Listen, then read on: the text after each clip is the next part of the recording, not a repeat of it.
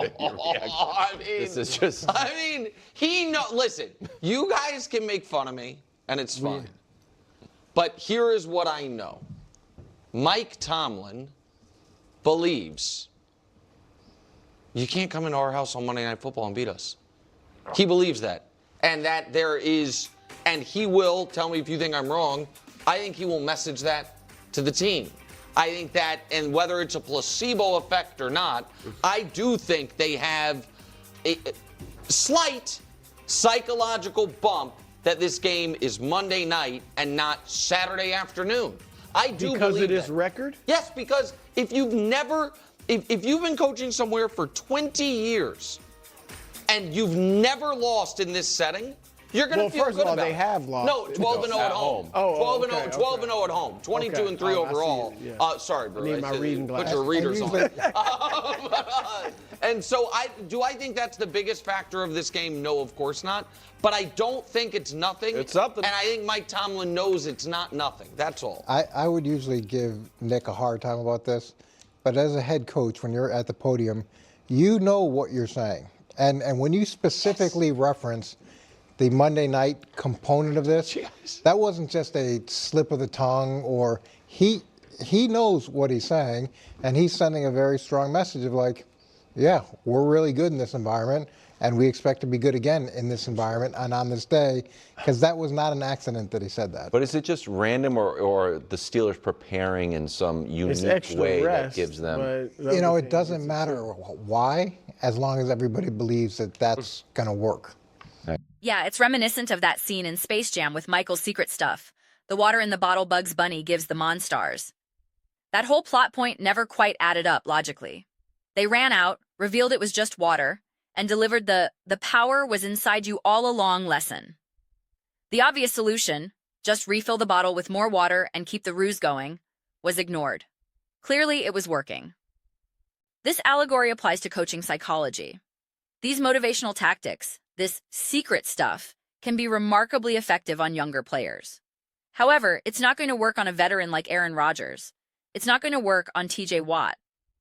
I often discuss coach speak and the almost brainwashing effect that can occur within the coach-player dynamic, especially early in a career.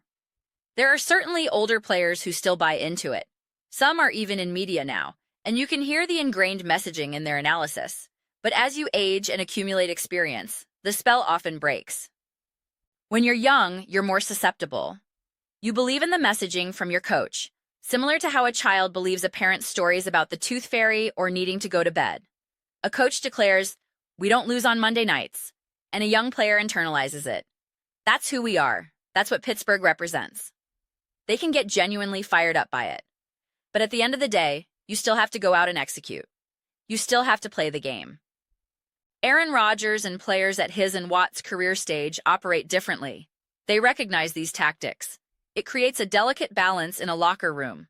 Some players are fully bought in, energized by the message. Others, the seasoned veterans, might play along because they recognize its value for team cohesion. Or they might be the ones to pop the bubble, to reveal that Santa Claus isn't real, so to speak. This is often at the heart of what people label a toxic voice in a locker room, not necessarily someone causing overt drama, but someone who undercuts the coaching staff's carefully constructed narrative. Mike Tomlin could be pushing this Monday night mantra hard, and while some players are rallying behind it, a veteran could mutter, "Man, that doesn't matter. This is the playoffs. That record is irrelevant." That simple dissent can undercut the entire psychological ploy. All coaching staffs employ these methods. It's not the foundation of a substantive football take, but it's an interesting layer of team dynamics. Ultimately, I believe this game will be decided by far more tangible factors.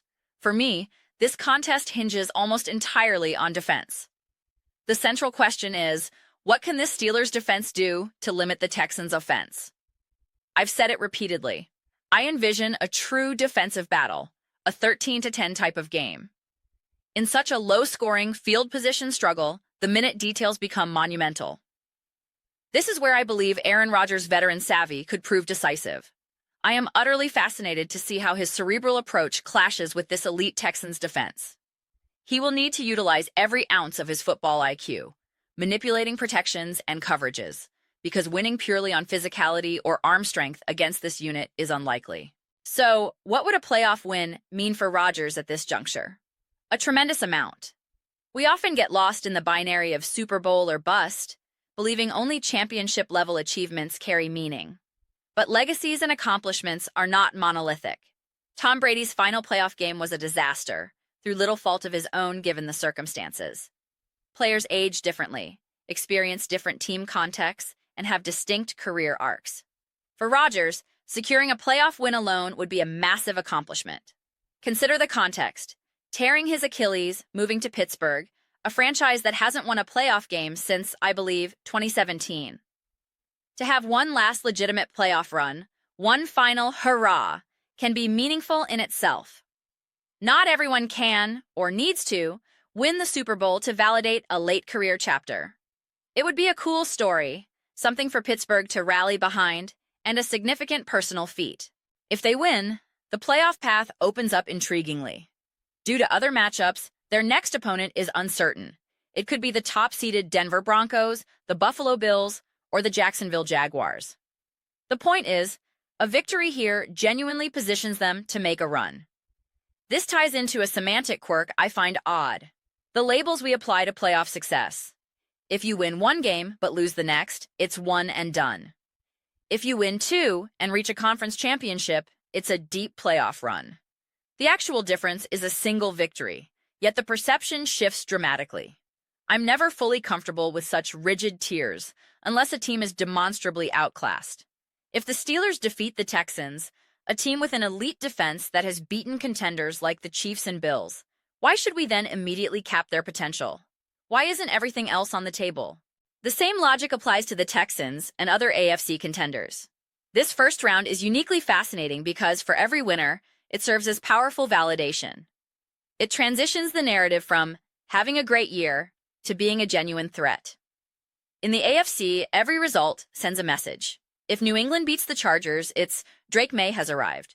If the Chargers win, it's they can take down the 2 seed. If Pittsburgh wins, it's they conquered an elite Texans team.